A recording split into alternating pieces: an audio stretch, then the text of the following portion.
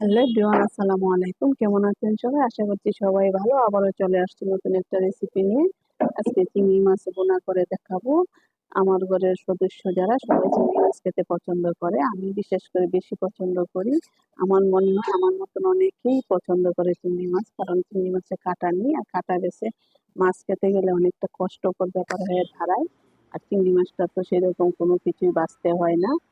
যাদের অ্যালার্জি আছে তারা তো ইচ্ছা থাকলেও খেতে পারে না, সেটা অন্য বিষয়। যাই হোক, আজকে চিংড়ি মাছ রান্না করার জন্য আমি চিংড়ি মাছগুলো ধুয়ে পরিষ্কার করে নিয়েছি। অন্যদিকে একটা কড়াই বসিয়ে দিলাম।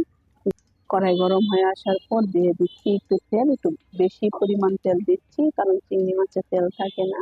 সেই জন্য একটু তেল বেশি হলে তরকারিটা ভালো লাগবে।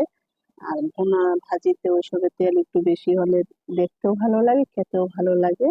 আমি একটু হলুদ আর লবণ দিয়ে চিংড়ি মাছগুলো ভেজে নিচ্ছি। চিংড়ি মাছগুলো তেলে ভাজতে ভাজতে একটা ফ্লেভার আসতেছে, তো খুবই ভালো লাগে। যাই হোক, চিংড়ি মাছগুলো আমি ভেজে নিচ্ছি, এখন আবার তুলে নিচ্ছি। আমার ভাজা শেষ। চিংড়ি মাছগুলো বেশি ভাজা হয়ে গেলে ভালো লাগবে না, শক্ত হয়ে যাবে। সেই জন্য একটা একটা প্লেটে তুলে নিচ্ছি। একে একে সব তুলে নিলাম। আমি সেম তেলে মশলা দিয়ে দিচ্ছি। আমি আমার পরিমাণ মতো দিচ্ছি, আপনারা আপনাদের পরিমাণ মতো দিয়ে নেবেন। আমি পেঁয়াজ আর রসুন বাটা দিয়ে দিচ্ছি একসাথে, দিয়ে একটু নেড়ে চেড়ে নেবো যেন কাঁচা গন্ধটা চলে যায়।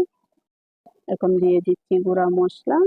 গুঁড়া মশলার মধ্যে আমি দিলাম ধনিয়া গুঁড়া 1 চামচ, 2 চামচ মরিচের গুঁড়া, 1 চামচ হলুদের গুঁড়া। আমি একটু মরিচের গুঁড়া বেশি দিয়েছি, কারণ পেঁয়াজ বাটা বেশি দিলাম, সেই জন্য। না হলে মিষ্টি মিষ্টি লাগবে। আমি আবার মিষ্টি তরকারি পছন্দ করি না, একটু ঝাল ঝাল হলে ভালো লাগে। পরিমাণ মতো একটু পানি দিয়ে দিচ্ছি, মশলাটা যেন পুড়ে না যায়, সেই জন্য। স্বাদ মতো লবণ দিয়ে দিচ্ছি। মশলাটা একটু ভালোভাবে কষানো হলে আপনার তরকারিটা ভালো লাগবে। একটু সময় করে নেড়ে চেড়ে কষিয়ে নিচ্ছি। মশলাটা পুড়ে গেলে আবার কালারটা নষ্ট হয়ে যাবে, খেতেও ভালো লাগবে না। আমার মশলাটা কষানো শেষ। এখন দিয়ে দিচ্ছি আগে থেকে ভেজে রাখা চিংড়ি মাছ।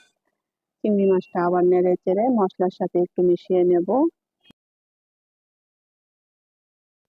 একটু ভালোভাবে সময় করে মিশাতে হবে, কারণ চিংড়ি মাছ থেকে পানি উঠে না, সেই জন্যই পুড়ে যাওয়ার সম্ভাবনা থাকবে। আর পুড়ে গেলে তরকারিটার টেস্ট নষ্ট হয়ে যাবে, কালারটাও নষ্ট হয়ে যাবে। আর যেটা দেখতে ভালো না লাগে এটা খেতেও ভালো লাগে না।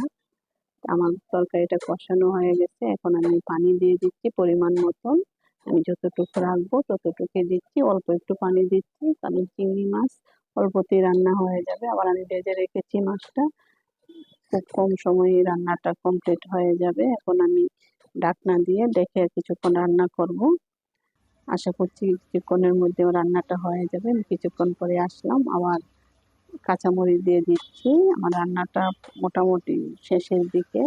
কাঁচামরিচটা দিয়ে আবার নেড়ে চেড়ে একটু মিশিয়ে দিচ্ছি, যেন কাঁচামরিচের ফ্লেভারটা চিংড়ি মাছের সাথে মিশে যায়, সেই জন্যই। আবার ডেকে দিলাম, 2 1 মিনিট পরে আবার আসলাম।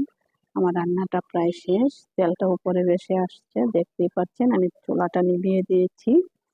খুবই সুন্দর হয়েছে দেখতে, কালারটা খুবই ভালো লাগছে। আমি এখন পরিবেশন করে দেখাবো। আমি পরিবেশন করে দেখাচ্ছি, খুব সুন্দর হয়েছে দেখতে, ইয়ামি লাগছে। আশা করছি সবারই ভালো লাগবে। আর ওই চিংড়ি মাছ ছোট থেকে বড় সবাই পছন্দ করেন, কারণ কাঁটা ছাড়া মাছ সবাই খেতে পারে, সেই জন্য। আমার রেসিপিটা যদি ভালো লাগে তাহলে কমেন্টে জানাবেন। আবার যদি খারাপ লাগলেও কমেন্টে জানাবেন, কারণ সবার রান্না এক হয় না, সেই জন্যই। সবাই ভালো থাকবেন, আবার দেখা হবে নতুন কোনো ভিডিওতে। আল্লাহ হাফেজ।